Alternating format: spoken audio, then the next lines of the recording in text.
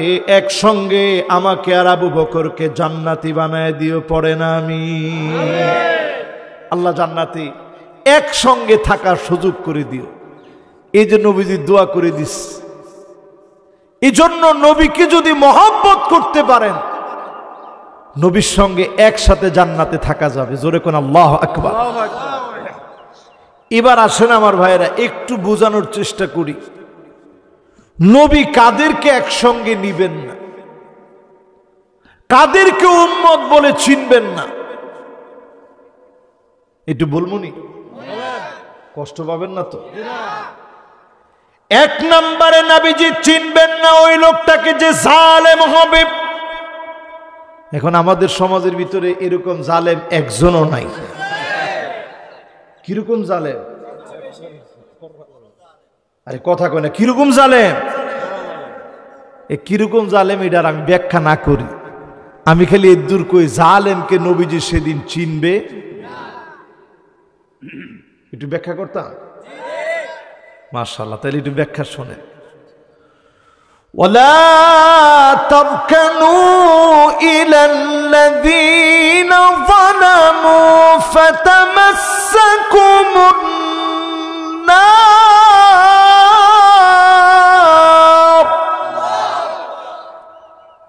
কুরআনুল কারীমের সূরা হুদের আয়াত এটি। কোন সূরা? সূরা হুদের আয়াত। এই আয়াত নাজিল হওয়ার পরে আল্লাহ নবী বললেন শাইয়াবাতনি হুদুন ওয়া আখওয়াতুহা। যদি আমি প্রশ্ন করি নবীজির চুল পাকছে কোন সূরার কারণে? এই সূরা হুদের কারণে। নবীজি নিজে বলতেছে, ও সাহাবীরা শোনো, এই সূরা হুদ নাজিল হওয়ার পরে আমার চুলগুলা পেকে যাচ্ছে শুধু ভয়ের কারণে। আল্লাহ বলছেন জালেমদেরকে আল্লাহ ছাড়বেন না, জাহান্নামের আগুন দিয়ে তাদেরকে আল্লাহ সেদিন পাকড়াও করবেন। ফাতামাসসাকুমুন নার,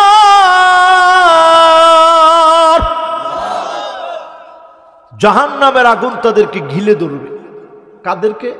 যারা জালেম। জোরে কোন কারা?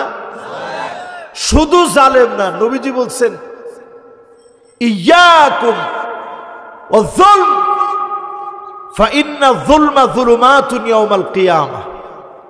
তোমরা বেঁচে থাকো জুলুম থেকে, কারণ যেই জুলুম করবে তাকে জাহান্নামের আগুন পাবে।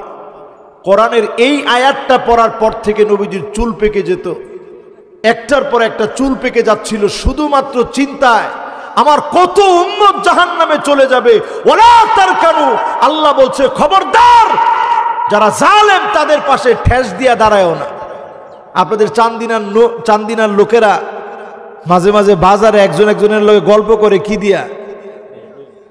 এই যে আমি ঠেস দিয়া, হ্যাঁ এ সাড়া দে, এরকম একজন একজনের লগে ঠেস দিছে দিয়ে গল্প করে সাড়া দে, 2 কাপ এক লগে দিস, এরপরে সাদা খায় আর গল্প করে। এরকম আছে না নাই? আল্লাহ বলেন ওয়ালা তারকানু, খবরদার ঠেস দিয়া দাঁড়াও না, জালেমদেরকে সহযোগিতা করো না, জালেমদের পাশে গিয়ে দাঁড়াও না, জালেমদের সাক্ষী হও না, জালেমদের বন্ধু হও না, জালেমদের সহযোগী হও না, জালেমদের সহযাত্রী হও না। ঠিক কিনা বলেন? এখন এগুলো আসেনি আমাদের মধ্যে না? 2-1 জন, হ্যাঁ, একজনের জুলুম করে আরেকজনের পিছনে স্লোগান দেয়, হ্যাঁ। এরপরে স্লোগান কি কয়? এবার যদি ধরি লাডি বাঙ্গালায়াম কোডি কাটি, হাতের কবজা কাটতে আলবো। হ্যাঁ, চিন্তা করেন যারা স্লোগান এই কথা কয় যে এবার যদি ধরি লাডি বাঙ্গালায়াম কোডি কাটি, তা আপনি যদি আরেকজনের কোডি কাটি ভাঙ্গেন, এটারে কয় জুলুম। এটারে কি কয়? আরে কথা কয় না, কি কয়? এই স্লোগানে যারা গলা মিলায় এরাও কি? আরে কথা কয় না, এরা কি? এই জন্য আমার ভাইয়েরা খেয়াল দিয়ে আয়াত শোনেন। আল্লাহর নবীর চুল পেকে গেল উম্মতের মায়া আয়াত পড়ার পরে কত উম্মত না জানি জাহান্নামী হয়ে যাবে, কত উম্মতকে জাহান্নাম গিলে খাবে। জালেম যারা হবে নবী তাদেরকে চিনবেন না, জালেমদেরকে নবী সেদিন বন্ধু বানাবেন না, ঠিক কিনা বলে? জালেম হবেন নি? নিজেও জুলুম করেন না, জালেম হইও না। আল্লাহ কারো উপরে জুলুম করবে না। যদ্দুর জুলুম আপনি করছেন পাই টু পাই সেদিন আল্লাহ হিসাব নিবে, ঠিক কিনা বলেন? এরপরে আরেকটু বলবো, সময় আছে ইনশাল্লাহ। হ্যাঁ, ৭:০০ জামাত না, সময় আছে ইনশাল্লাহ। মাশাআল্লাহ, চলতে থাকো, কি বলেন? তাহলে ১ নাম্বার, জালেম হলে নবী আপনাকে উম্মত বলে পরিচয় দিবে না, ঠিক আছে নি? এরপরে আমার ভাইয়েরা এই মাহফিল থেকে মিলে নেন, মাইয়ুকাযযিবু বিশ-শাফাআত, এমন কিছু লোক আসবে নবীজির শাফাত বিশ্বাস করে না। আসেনি? আছে আছে। এইরকম কিছু লোক আছে যারা নবীজির শাফাত চায় না, নবীজির শাফাত বিশ্বাস করে না। ওই লোকগুলোও নবীজির শাফাত পাবে না, ঠিক কিনা বলে? স্পষ্ট হাদিসের মধ্যে আসছে, মাইয়ুকাযযিবু বিশ-শাফাআহ, যেই লোক নবীজির শাফাতকে মিথ্যা মনে করবে, শাফাত কামনা করবে না, শাফাত চাবে না, ওই লোক নবীজির শাফাত পাবেও। আমরা নবীজির শাফাত চাইনি? চাই। আরে কথা কয় না, চাইনি? কে কে চাই একটু হাত তুলেন তো দেখি। মাশাআল্লাহ, লিল্লাহে তাকবীর। আল্লাহ তুমি নবীর শাফাতে আমাদেরকে ধন্য বানায় দিও, পরে না আমিন। এবার হাতগুলা নামান। তো নবীর শাফাত পেতে হলে নবীর শাফাত চাইতে হবে, না চাইলে নবীর শাফাত পাওয়া যায়। কয়টা গেছে ভাই? ১ নাম্বার, ২ নাম্বার, শাফাতে বিশ্বাস করি না। হ্যাঁ, শাফাত বিশ্বাস করা লাগবে, মাশাআল্লাহ। ২ নাম্বার শেষ। এবার কয় নাম্বার? ৩ নাম্বারে আমার ভাইয়েরা, কুল্লু খালিন মারিক, নিরপরাধ মানুষকে যারা দোষী বানায় দিবে, এই রকম লোকদেরকে বিশ্ব নবী শাফাত করবে না। এরকম লোক আসেনি? ঘরের ভিতরে ছিলই না, কিন্তু গায়েবী মামলা হয়ে গেছে ১৫টা। কি ঠিক? ২৪-২৫টা হয়ে যায় না? অঙ্কে ভুল হয়েছে আর কি, নাকি? হ্যাঁ, একজনে কইছে মরা লাশ, আসলে হয়েছে নাকি? এটা হয়েছে, হয়েছে।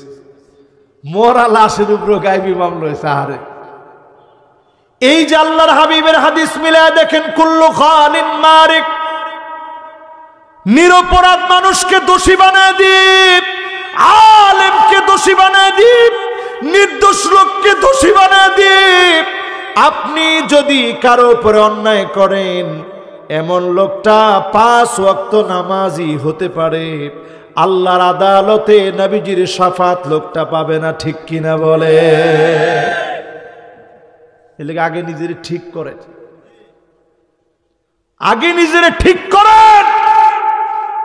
আপনার দ্বারা যদি কেউ ক্ষতির সম্মুখীন হয়, হাত চেপে ধরে বলেন, ভাই অন্যায় করে ফেলছে, আমারে মাফ করে দেন। গীবত করি না এরকম লোক আছে? আরে কথা কয় না, আমরা সবাই গীবত করি, ঠিক নেই? এই জন্য যার গীবত করছেন হাত ধরে কইবেন, ভাই কত কিছু বলে ফেলছি, ভাই মাফ করে দিন। বিশেষ করে স্ত্রীর কাছ থেকে মাফ চাই নিবেন, আবার স্ত্রীর এই ওয়াজটা শোনাই দিবেন যে হুজুরি কইছে মাফ চাই লইতে আমার কাছ থেকে। বউয়ের ব্যাপারে যেটি গীবত আপনারা করেন, আবার বউ যেটি গীবত আপনার ব্যাপারে করে, খালি যদি বউ বাড়িতে না থাকে তাইলে হইছে। বউ যদি খালি বাড়িতে না থাকে, ঘরে সব ডিমিল্লা এক লয়ে বয়, কি দেখে আনলেন, কি দেখে আনলেন আপনি? মাকে তুই তো আনছিস সময়, আমি কি নিজে গিয়ে আনছিলাম? আপনাকে সব ডিরে ফাটাইলাম, কি দেখলেন? এই যে কথাগুলো আপনারা কইতেছেন, এগুলো সব কি?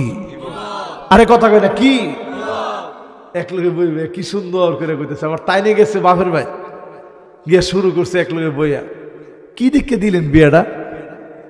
আমি কি বাইতে এত বেস্ট হয়ে গেছিলাম? এই যে দুইজনে বইয়া গিবত শুরু করছে, এদিকে কয় এদিকে কয়, এদিকে কয় এদিকে কয়, এটার নাম কি? এই জন্য আগে জামাই বউ থেকে শুরু করেন।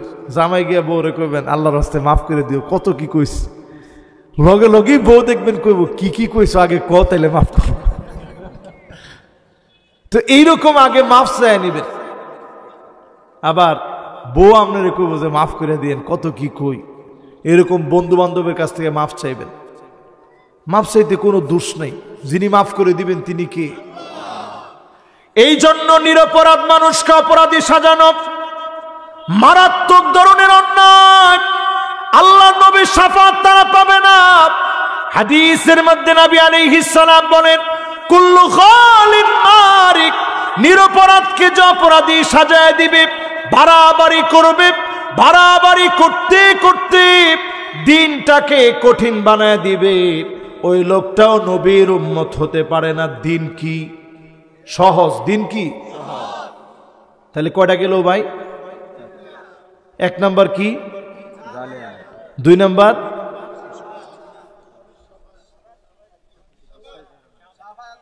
নাম্বার জালেম। জালেম ও এক নাম্বার কি কইছি? ও এক নাম্বার জালেম বলছি, মাশাআল্লাহ। এক নাম্বার জালেম। দুই নাম্বার যে শাফাত বিশ্বাস করে না সে শাফাত পাবে না।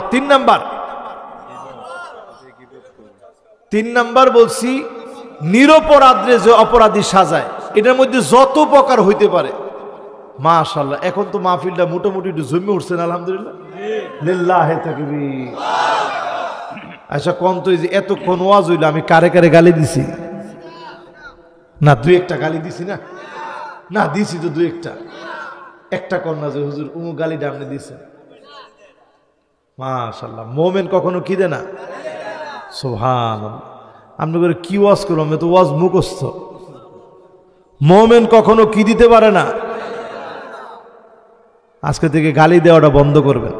অনেকে কয় হুজুর আমি ডাইরেক্ট কথা কই, বাহিরেও কইতে ছাড়ি না, কদ্দুরা বাপেরও হুজুর আমি ছাড় দিই না। এটা হচ্ছে লুমাজা। এটা কি? এটা মারাত্মক কবিরা গুনাহ। আপনি মনে করেন না আপনি ডাইরেক্ট কথা কন। অনেকে কয় ইংরেজিতে কয় হুজুর আমি একবারে স্ট্রেট ফরওয়ার্ড, ডাইরেক্ট কথা বলি। স্ট্রেট ফরওয়ার্ড হুজুর, ডাইরেক্ট কথা বলি। এই ডাইরেক্ট কথা বলার কোনো সুযোগ ইসলামে কাউরে আপনি সামনাসামনি শরম দিতে পারবেন না, লজ্জা দিতে পারবেন না। ইসলাম এগুলো শিখায় নেই। কয়টা বলছি ভাই? তিনটা। এবার কয় নাম্বার? 4 নম্বরে আমার ভাইয়েরা, বেদাত যে করবে, এই বেদাতের সঙ্গে যে থাকবে, বেদাতিকে নবীজি চিনবে না, শাফাত করবে না। দলিল লাগবে নি? অনেকে কবে এই যে গালিটা দেওয়া শুরু হয়েছে। না বাজান, একবারে দিল থেকে বলি, কসম আল্লাহর, আমার বেদাতগুলো আল্লাহ যেন মাফ করে দেয়, আপনাদের বেদাতগুলো আল্লাহ যেন মাফ করে দেয়। পরে না আমি নাইলে উপায় নাই, ঠাইট উপায় নেই। বেদাতির কোনো ছাড় নাই। কারণ আপনি যখনই বেদাত করবেন, ইমাম মালিক ছোটখাটো আলেম ছিল? কথা কয় না, ছোটখাটো আলেম।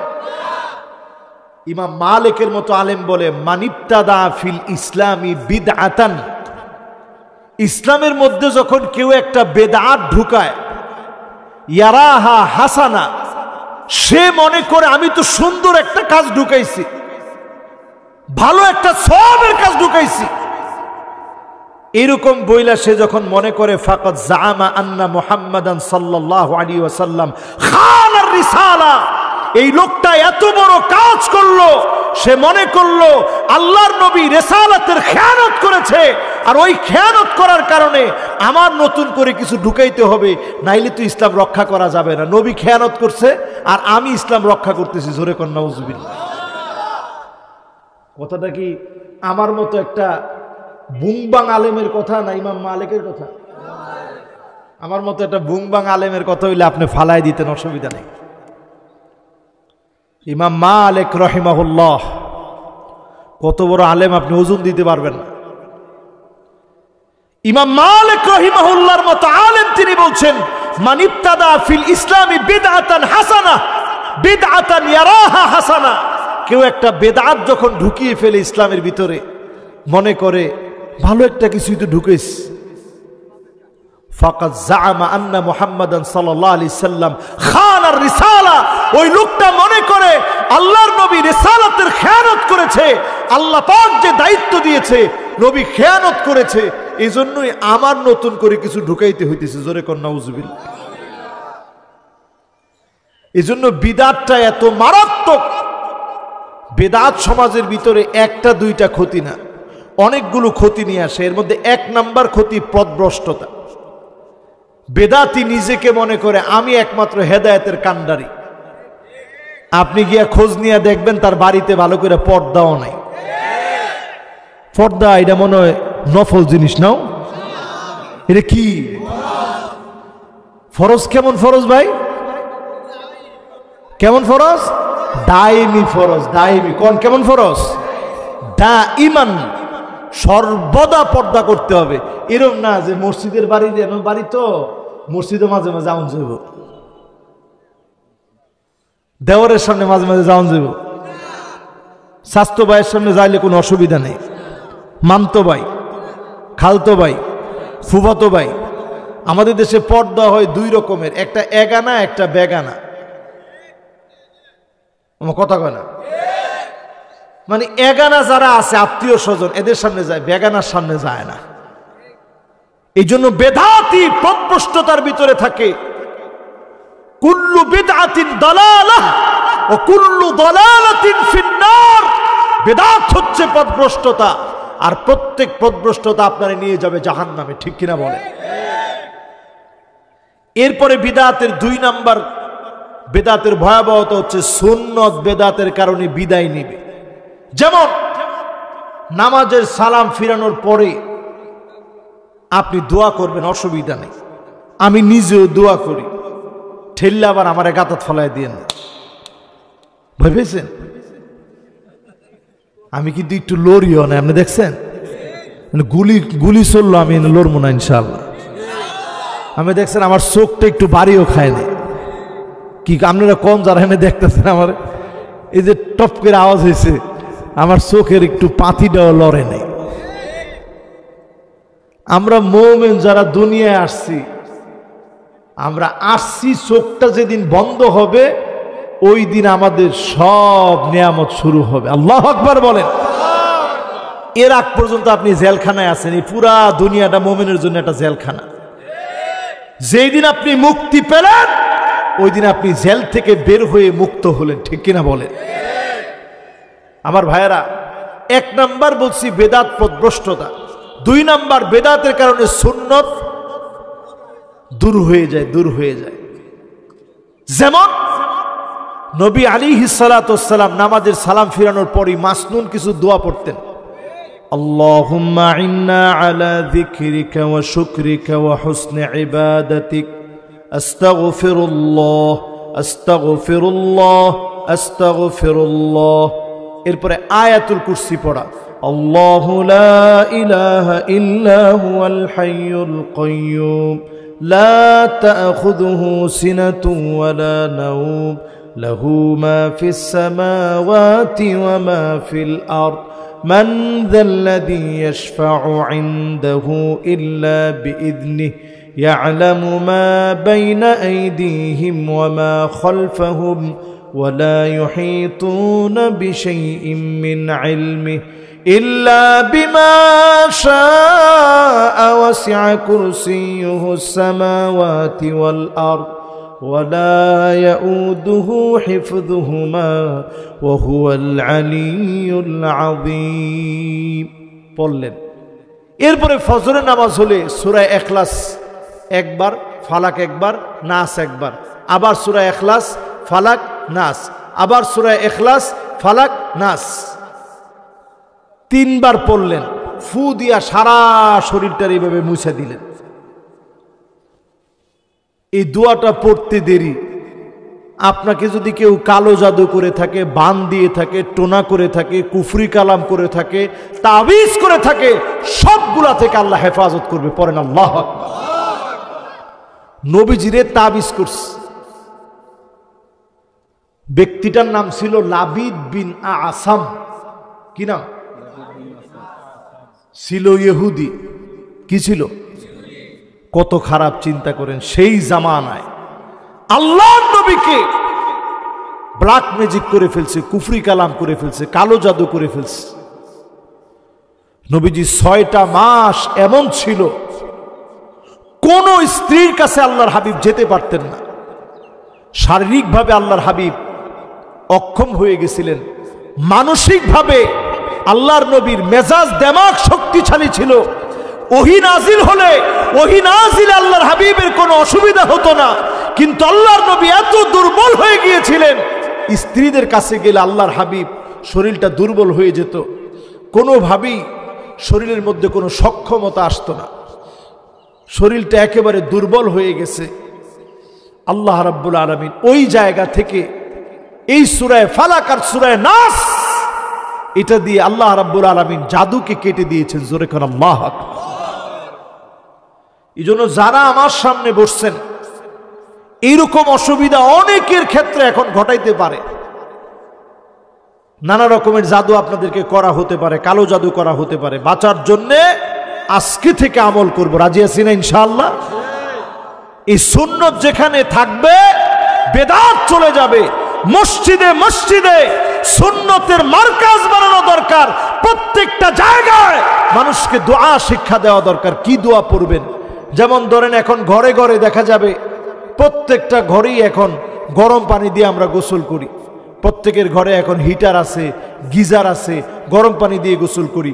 অনেকে আমরা জানি না বাথরুমের ভিতরে সবচেয়ে বেশি জিন থাকে। আপনি যখনই গরম পানিটা ঢালবেন, জিনের ছোট ছোট বাচ্চা, এরা বালেগ হয় 300 বছর বয়স। কত বছর বয়স? আপনি হায়াত পাননি, 300 বছর বয়সে বালেগ হয়। এবার হায়াত চিন্তা করেন কিরকম। এই জিনেরা 300 বছর বয়সে যেই জিন বালেগ হয়, তার ছোট্ট বাচ্চা একেবারে নরম তুলতুলে, আপনি তো দেখতেছেন না, এক কোনায় দাঁড়ায় আছে। গরম পানিটা যখন মারলেন, তার শরীরটা সাত করে উঠল। গরম পানিটা টেস্ট করার জন্য আগে তপ্ত গরম পানিটা আগে ছাড়ে, ছাইরা দেখে ধোঁয়া কেমনে উঠে। ঠিক কিনা বলে? আপনি যখন তপ্ত গরম পানিটা ছাড়লেন টেস্ট করার জন্য, এই গরম পানির কারণে জিনের বাচ্চার শরীরটা জ্বলসে গেল, সে আপনার ক্ষতি করার চেষ্টা করবে। এজন্য আপনি টয়লেটে ঢোকার আগেই, পা দেওয়ার আগেই পড়েন বিসমিল্লাহ। কি পড়েন? এরপরে পড়েন আল্লাহুম্মা ইন্নী আউযু বিকা মিনাল খুবসি ওয়াল খাবাইস। আমল করতে রাজি আছেন তো ইনশাআল্লাহ? এরপরে দেখেন, সুন্নত যদি আমার ভিতরে না থাকে, বিদআত আসে। ইসলামের বিজয়ে বাধা সৃষ্টি করে বেদাত। কিরকম বাধা সৃষ্টি করে? একটা মাহফিল হবে, ইসরায়েলের বিরুদ্ধে মিছিল হবে, শুধুমাত্র বেদাতকে কেন্দ্র করে।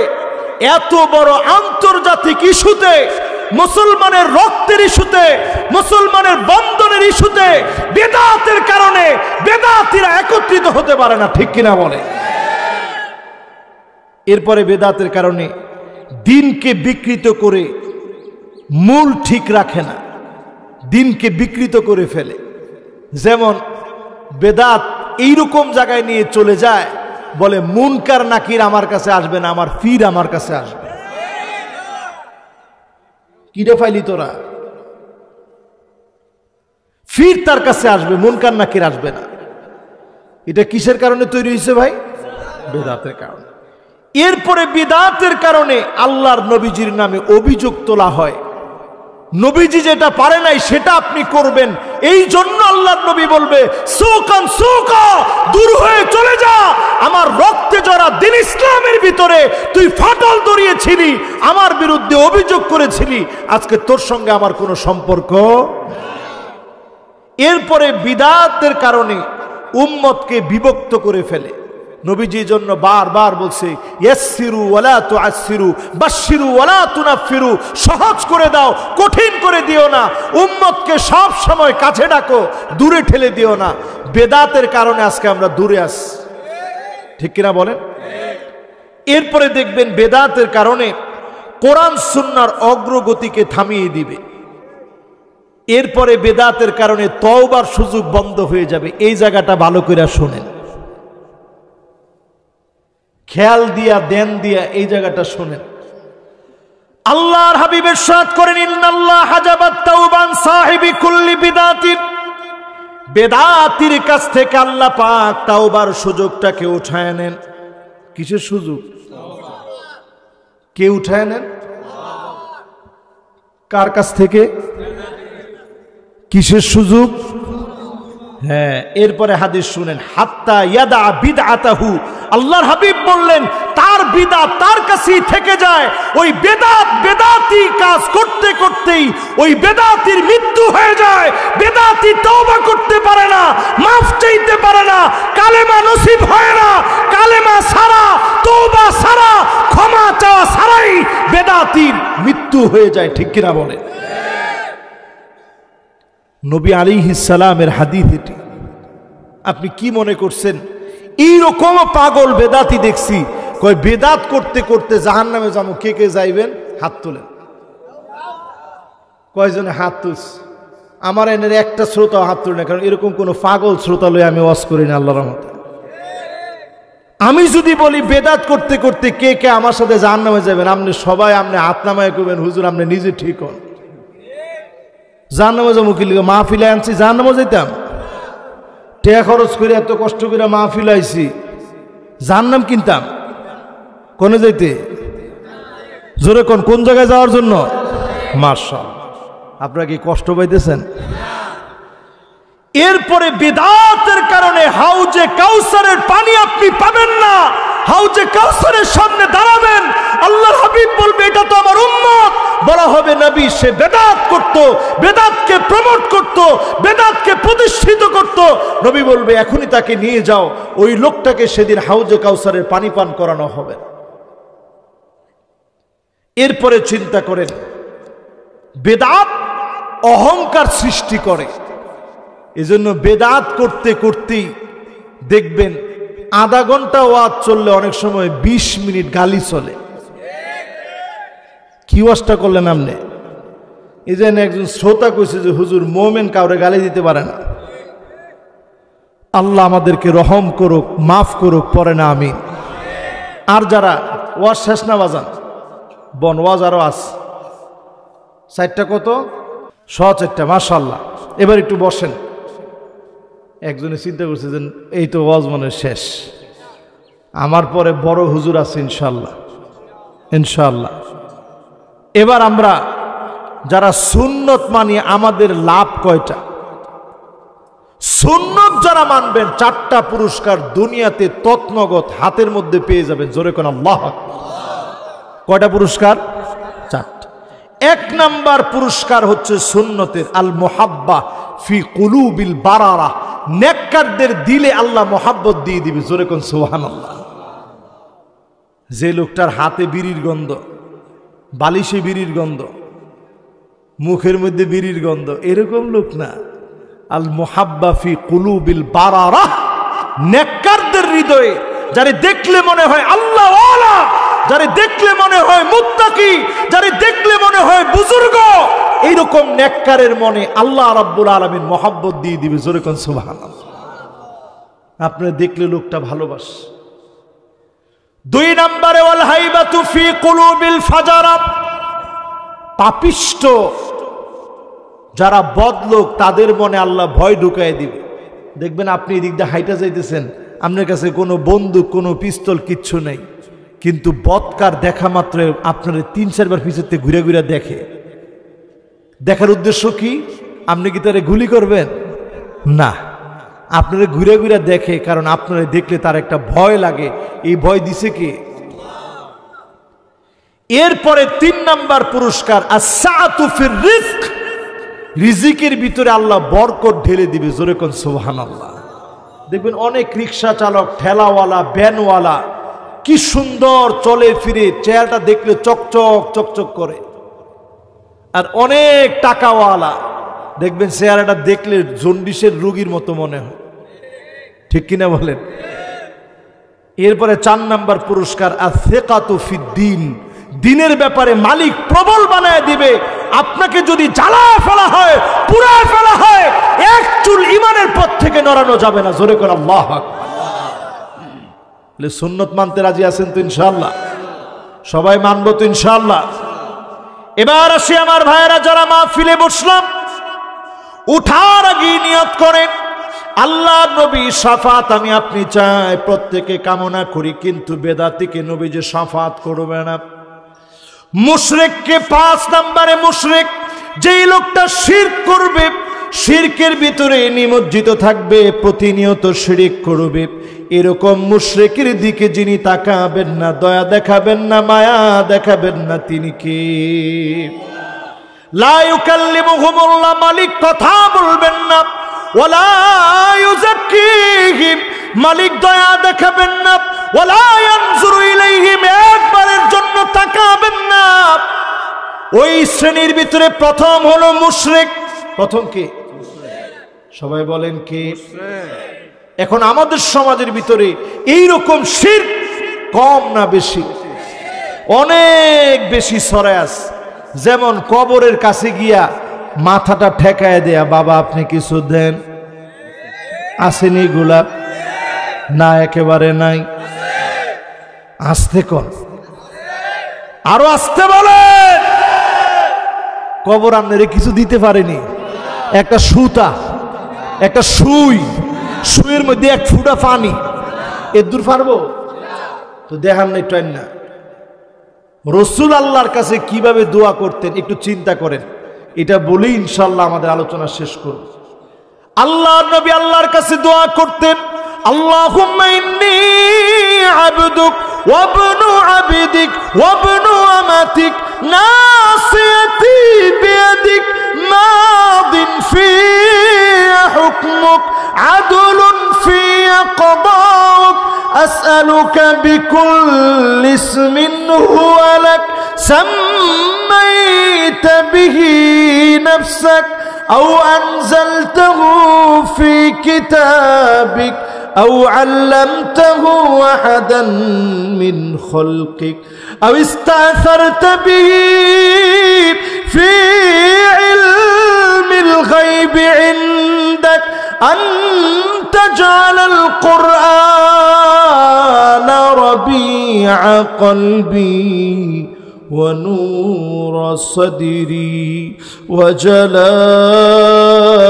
وجلاء حزني وذهاب همي। এমন একটা দোয়া এখন পড়লাম, আপনি হাদিস খুলে দেখেন, এই হাদিসের সনদটা একটু দুর্বল, এটাও আমি বলি।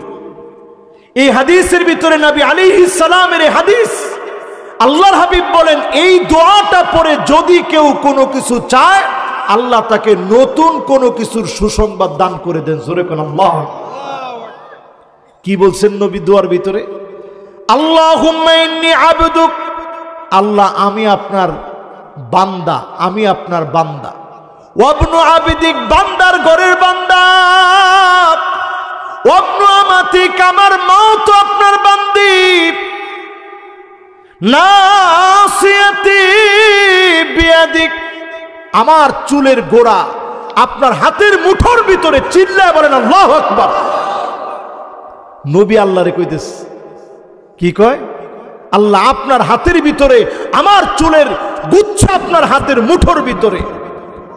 নাসিয়াতি বিয়াদিক মাদিন ফিয়া হুকমুক, আমার ব্যাপারে আল্লাহ আপনি যা সিদ্ধান্ত নিছেন একটাও সিদ্ধান্ত বাস্তবায়ন হবে না এরকম না, সব বাস্তবায়ন হবে। মাদিন ফিয়া হুকমুক আদলুন ফিয়া কাদাউক, আল্লাহ যেই সিদ্ধান্ত আপনি নিয়ে রাখছেন ওইগুলো আদালতপূর্ণ। আমার জন্য এইটা দরকার ছিল, এই জন্যই আল্লাহ এইটা আপনি আমারে দিয়েছেন। জোরে কোন আল্লাহু আকবার। এরপরে নবী আলাইহিস সালাম আল্লাহর কাছে দোয়া করেন, যত নাম আল্লাহ আপনার আছে ওই নামগুলো ধরে ধরে ডাকতেছি, যত নাম আপনি কিতাবের ভিতরে দিয়েছেন ওই নামগুলো ধরে ডাকতেছি, যত নাম পূর্বোক্ত নবীদেরকে শিখাইলেন ওই নামগুলো ধরে ডাকতেছি, যত নাম আল্লাহ আপনি নবীদের কিতাবের ভিতরে দিয়েছেন ওই নাম ধরে ডাকতেছি, যত নাম আল্লাহ আপনি আপনার কাছে গোপন রেখেছেন ওই নামগুলো ধরে ডাকতেছি। আল্লাহ এত কিছু বলার পরে মালিকের কাছে চায় কি? আল্লাহর কাছে বলে, আল্লাহ আপনি কোরআনকে আমার হৃদয়ের বসন্ত বানায় দেন, নূর সাদরি, আমার বক্ষের আলো বানায় দেন। বলেন আল্লাহু আকবার। আল্লাহ এই কোরআনকে আমার বক্ষের আলো বানায় দেন, আমার দুশ্চিন্তা দূর করে নেন, পেরেশানি থেকে আল্লাহ আমারে মুক্ত করেন। জোরে করেন আল্লাহু আকবার। চাইছে কার কাছে ভাই? এই জন্য জান্নাতটা আমার আপনার কত কাছে। শিরাকান আলাইহি, আপনার আমার জুতার ফিতাটা যত কাছে জান্নাত তত কাছে। আবার আপনার আমার জুতার ফিতাটা যত কাছে জাহান্নামও তত কাছে। আপনি যদি মালিকের কাছে জান্নাতটা চেয়ে নিতে পারেন, আল্লাহ দুনিয়ার জীবনটা কাটায় দিলাম। আল্লাহ কত সময় চলে গেল, জীবন থেকে কত সময় হারায় গেল।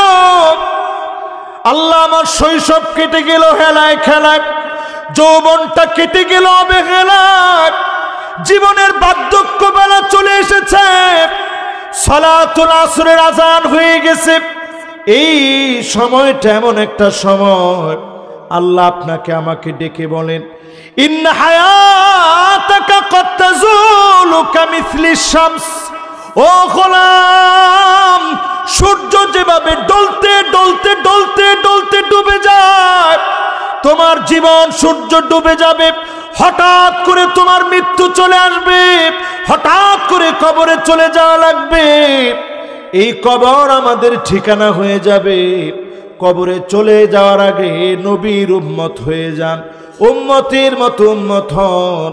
কবরটাকে প্রশস্ত বানায় নিয়ামত যিনি ভরপুর করে দিবেন তিনি কে? তাহলে চাইবেন কি পীরের কাছে না আল্লাহর কাছে? কেউ কি কিছু দিতে পারে? কে পারে ভাই? সবাই একটু আওয়াজ করে বলি কে? অনেক আল্লাহর নাম ডাল হয় না, অনেকে নিয়ত করে রাখছে জয় গুরু। হেরা কয় জয় গুরু, কত বড় বেকুব চিন্তা করেন। আগের দিনের কোন আলেমের জবান দিয়ে জয় শব্দটা উচ্চারণ করানো যাইতো না। আমি জিজ্ঞাসা করে দেখেন, এখানে যারা মুরব্বীরা আছেন, এই যে আমার বাবার বয়সী মুরব্বীরা আছে, জয় আগের দিনের হুজুররা কইতো নি? কি লিগা? এই জয়টা উচ্চারণ করতে হবে, জয় জয়। আর এখনকার সময়ে এরকম কিছু বন্ড বেরোইছে, জয় গুরু, গুরু তোমার চরণে জয়। আসলে ওই গুরুর চরণে